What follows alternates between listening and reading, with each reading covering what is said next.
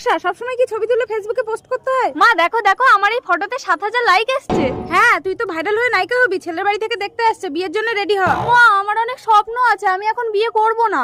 হ্যাঁ, দিদিকে যারা দেখতে এসেছিল তারা ঘুরে চলে গেছে।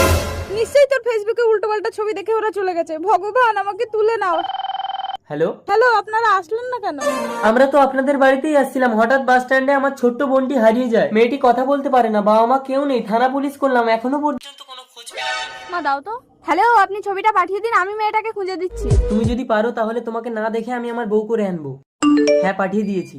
মেয়েটা থানা পুলিশ পাচ্ছে না আর ফেসবুক খুঁজে দেবে? তুই কি মস্করা করিস? এই নাম্বারে যোগাযোগ করুন। আরে এটা সেই মেয়েটা না? হ্যাঁ তাই তো। হ্যালো, আচ্ছা এই মেয়েটাকে পাওয়া গেছে, আপনি মোহনপুরে চলে আসুন। কি হয়েছে নকশা? মেয়েটাকে পাওয়া গেছে মা। দাদা, তিন্নি, তুই কোথায় চলে